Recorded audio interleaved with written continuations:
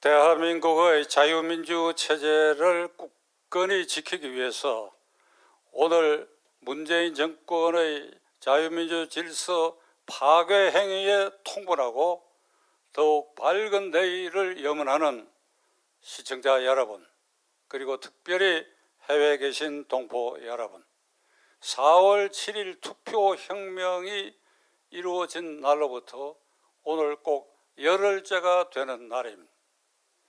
어제 새벽에, 한국 시간으로 어제 새벽, 미국 시간으로 15일 오후에 미 의사당에서는 한국 인권문제 청문회가 있었습니다. 무슨 청문회냐? 북한 전단 살포 금지법, 그리고 귀순한 북한 주민 2사람을 그들의 이사에 반하여 판문점을 통해서 북한에 이송하는 등 탈북민 보호에 소홀하다. 이것은 대한민국 헌법에도 위반되는 일일 뿐 아니라 글로벌한 범세계적인 인권 규범에도 어긋나는 일이다. 언론 자유와 표현의 자유를 제어지할 뿐 아니라 북한 주민들이 억압체제에서 신음하는 북한 체제 주민들에게 한 줄기 밝은 빛을 쏘아주려고 하는 이 전단금지법까지 만드는 대한민국 문재인 정권은 이게 평화 프로세스라는 걸 앞세워 가지고 그리하여 평화 통일을 도모한다는 명분 아래 중국과 북한을 닮아가는 체제 변형을 기도하고 있다. 그래서 이 청문회가 개최된 것입니다. 그에 참가한 미국의 국회의원들이 한 말이 이게 북한을 닮아가는 체제다. 이것은 도저히 대한민국 헌법에도 위반되고 자유오방 세계에서 대한민국이 차지하는 위상으로 보아서도 이건 도저히 용납할 수 없는 일이다. 이게 시작일 뿐이다. 계속해서 이런 종류의 청문회는 진행이 될 것이다. 이렇게까지 앞날까지 예고하고 있습니다. 우리가 한반도의 인권 문제라 그러면 그건 당연히 김일성, 김정일, 김정은의 황제 세습 체제 아래서 북한 주민을 포로 수용소에 가두듯이 가두어 놓고 반대하거나 비판하는 자는 소리 소문 없이 처형해버리거나 아니면 집단 수용소에 수용해가지고 개돼지 취급한다고 하는 것은 전 세계적으로 잘 알려진 일입니다. 따라서 한반도의 인권 문제, 한국의 인권 문제, 한국의 인권 문제가 있을 수가 없지. 북한의 인권 문제. 그런데 이번에는 한반도의 남쪽 대한민국 자유민주 체제를 운영한다고 하는 대한민국의 이런 인권 문제가 UN에서 그리고 이번에는 미국 국회에서 청문회를 통하여 이 문제가 제기되고 있다. 2017년 5월 10일 문재인 대통령 취임할 때 취임사의 한 구절 시청자 여러분 기억하실 것입니다. 공정과 정의로운 사회를 이룩하여 역사상 한 번도 가보지 않는 그런 훌륭한 나라, 역사상 한 번도 경험하지 않는 훌륭한 나라를 꼭 만들겠다고 약속하였습니다. 이번에 미 국회에서 대한민국의 인권 문제가 청문회에 오른 것, 이것은 역사상 처음 있는 일이고, 이것이 문재인 대통령이 말한 한 번도 가보지 못한 일 중에 하나인가 보다. 이렇게 우리가 새삼스럽게 깨닫게 만듭니다. 북한 전단 금지법을 만들고 북한 귀순 동포들을 강제로 판문점에 눈가리개를 해가지고 북한의 아가리에 그냥 총바지로 넘겨주는 이 일련의 일, 그리고 미 이외에서 우리 인권 문제가 청문회에서 다루어지고 있다 하는 이 일련의 과정은 다름 아닌 문재인 대통령이 대통령으로서 헌법과 법률에 위반되는 행위를 한 명백한 탄핵 사유에 해당하는 것입니다. 지금 제가 여러분 앞에 서 있는 그 밑에 팻말에는 문재인 탄핵 국민대회라고 하는데 제가 누누이 말씀드린 대로 제 기준으로 적어도 30가지 이상의 탄핵 사유가 켜켜이 쌓여 있다고 말씀드리는데, 이번에 이 일도 명백하고도 분명한 탄핵 사유에 해당된다. 이 일을 어찌해야 되느냐? OECD 가맹국 그리고 G7에 초청받은 대한민국이 인권 문제로 이와 같이 국제적으로 망신을 당했다. 그냥 망신이 아니라 개망신이, 개망신이 아니라 개개망신을 당하고 있다. 그런데도 이 정권은 나팔수를 앞세워가지고 무슨 통일부 대변인, 전 통일부 장관 내세워가지고 미 의회의 청문회는 강제력이 없다, 이런 이제 헛소리들을 질러대는데, 가만히라도 있기나 해야지. 가만히라도 있기나 해야지. 잘못했다든지 시정하겠다든지 할 수 없다고 한다면 가만히라도 있어야지.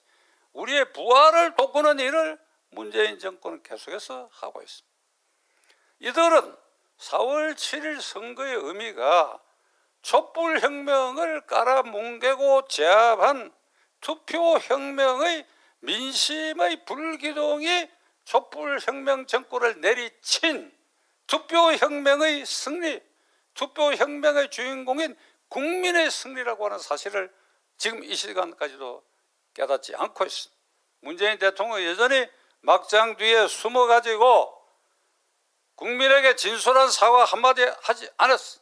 무슨 총리를 바꾸고 장관을 바꾸고 한다지만은 그거 다 소용없는 일입니다. 남의 임기, 이 민심의 불벼락을 투표혁명이라고 받아들인다고 한다면 그의 생각이 바뀌어야 됩니다. 그의 생각이 바뀐 흔적을 찾아볼 수 없습니다.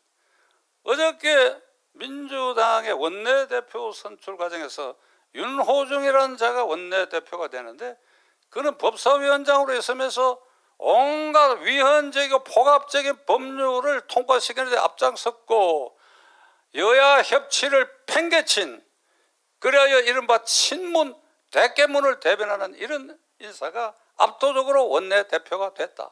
이것은 이 정권이 4.7 선거의 의미를 완전히 묵살하고 있다 하는 명백한 증거입니다.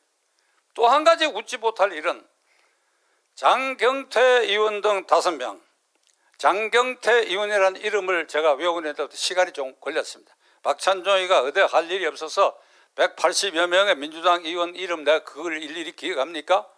그러나 이게 이상한 짓이 돼서 그 이름을 기억하게 됐는데, 장경태 의원 등 5명, 장경태라는 사람은 아마 서울 동대문서 당선된 것 같은데 5명의 젊은 의원들이 4.7 선거 후에 우리는 반성한다. 그동안에 국민 눈높이에 맞는 일을 하지 못했다. 앞으로는 이런 점을 쇄신해야 되겠다. 이렇게 고개를 숙이고 반성했습니다. 그래서 제가 그 장면을 보고 민주당에도 저런 의원들이 있구나. 어디 두고 보자 이랬더니 웬걸 사흘 만에 항복했어요. 사흘 만에. 대깨문들이 문자 폭탄으로 그냥 쏘아대니까 미안하다. 우리가 잘못 생각했다. 항복하고 말았습니다. 자, 이 방송을 통해서 장경태 씨 등 5명의 국회의원이라고 말하는 자, 그대들에게 말합니다. 의원직 사퇴해라. 내가 나이 먹은 사람이 이렇게 부드럽게 얘기를 하는데 의원직 사퇴해라. 왜 해야 되느냐? 헌법에 규정되어 있는 국회의원은 국가이익을 우선하여 양심에 따라 직무를 행하라. 이렇게 되어 있다. 그래서 처음에 양심대로 말한 거 아니냐? 그런데 그것을 구겨버렸어. 투항해버렸어. 잘못했다. 미안하게 됐다. 그러면 국회의원으로서 너희들이 약속한 그 길을 못 갔으니까 유권자들에게 미안하지 않느냐? 의원직 사퇴해라. 야들아, 이 아이들아, 이 어리석은 자들아. 저는 이런 걸 기대했어요. 대깨문들이 문자 폭탄이 날라온다는 뉴스가 나오길래 그중에 5명 중에 젊은이들이니까 나서가지고 대깨문을 향해서 너희들 무슨 짓이냐? 얼굴 드러내고 우리를 비난해라. 너희들이 지정하는 시간과 장소에 내가 나가겠다. 아마 한 명쯤 그럴 의원이 나오면 어떻겠느냐. 만약 그런 의원이 나올 수 있다고 한다면 그는 여야를 떠나서 앞으로 대통령 후보로도 성장할 수 있는 그런 기계 있고 용기 있는 아주 이게 절호의 기회인데 이것들이 매가리 없이 이렇게 수그러들었다. 이게 오늘날 문재인 정권의 핵심 실세들과 그 졸개들과 이것들이 하는 짓이 이 수준이다. 이 수준. 우리가 이걸 똑똑히 지켜볼 수밖에 없습니다. 그러면 야당은 이번 4월 7일 선거의 의미가 민심의 승리요 투표혁명이라고 하는 것을 제대로 깨닫고 있느냐? 열흘이 지난 사이에 이 사람들도 자만과 오만에 빠져버렸어요. 국민에게 감사하다는 말 한마디 한 일 없어요. 뭐 가끔 무슨 일이 있을 때 국회 로텐다 홀에 쭉 서가지고 국민 여러분 죄송합니다 하는 그런 모습을 보인 일인데, 이번 이 선거 결과에 그대들 당 후보가 압도적으로 당선된 그것은 어부지리로 그대들의 노력이 아닌 국민들이 투표지란에 문정권 심판이라는 난이 없어서 후보 단일화가 된 단일 후보 기호 2번 5 암흑에 할 수 없이 거기에 정권 심판의 의사표시로 찍어서, 그래서 그 사람이 시장이 되고 그 사람이 야당 소속이다. 그런데 거꾸로 우리 당 소속이 당선됐다. 자만에 빠져가지고 한 줄로 서서 절 3번은 해야지.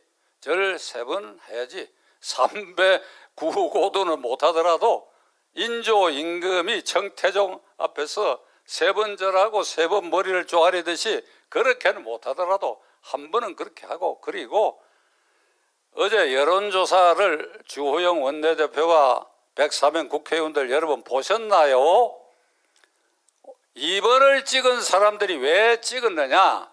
국민의힘 당이 좋다, 오 후보가 마음에 든다, 그렇게 해서 찍은 것은 7%고 나머지 90%는 문재인 정권 심판이다, 성범죄자가 있었던 이 박원순 시정을 심판한다, 이게 90%야. 이게 당연한 결과예요.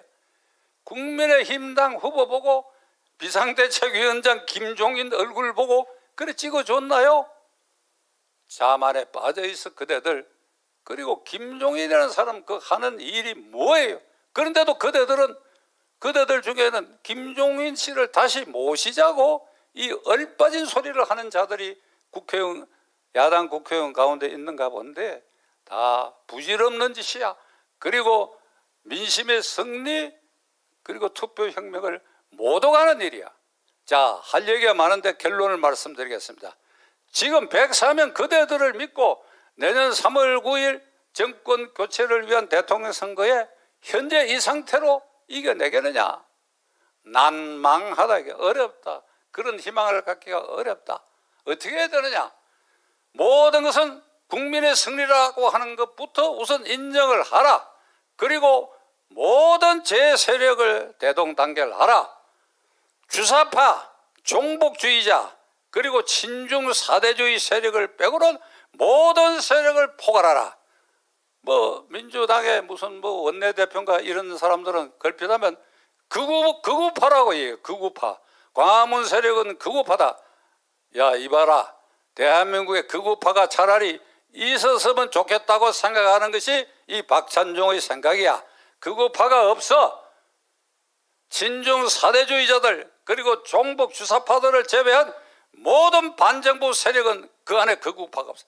이걸 완전히 한 곳에 묻는 빅텐트를 치는 중심에 104명 의원을 가진, 그래도 원내에 104명을 가졌으니까 그대들이 그 중심에 서라. 만일 내년 3월 9일에 정권 탈환에 실패하게 되면 그대들이 국회의원직을 계속 유지할 수 있느냐? 아니다. 그때까지 열심히 안 하면, 그래야 3월 9일 실패하면 그대들은 역적이다. 그리고 그 국회의원 남은 임기 2년을 반을 계속할 수 없다. 왜? 이 정권이 연장되는 대통령이 새로 승계했고 국회는 여전히 이 국회 180석이 차지되어 있으니까 기고만장해가지고 자네들을 완전히 억압할 텐데 거기서 종노릇을 할 생각이야? 그러니까 국회의원 할 생각 해서는 아니 된다. 그러면 지금 어떻게 되느냐? 국민에게 합숙훈련을 하라. 합숙훈련. 무슨 뭐 회의를 잠깐 하고 이렇게 하지만 104명 전원이 몇 날 며칠이고 어디 교회에 그런 장소를 골라가지고 합숙을 해라. 토론을 해라. 우리가 이번 이 선거 결과를 어떻게 분석하는 것이 옳은가? 박찬조의 말이 거짓인가? 참말인가? 그리고 김종인이를 저렇게 내팽개쳐놔도 괜찮겠는가? 이런 거 토론을 하고 우리가 앞으로 어떻게 해야 되느냐? 빅텐트를 어떻게 치면 되느냐? 이걸 인원을 하라. 그리고 그 끝나는 순간에 104명 국회의원 전부가 백지에다가 의원직 사퇴서를 써라. 며칠자로?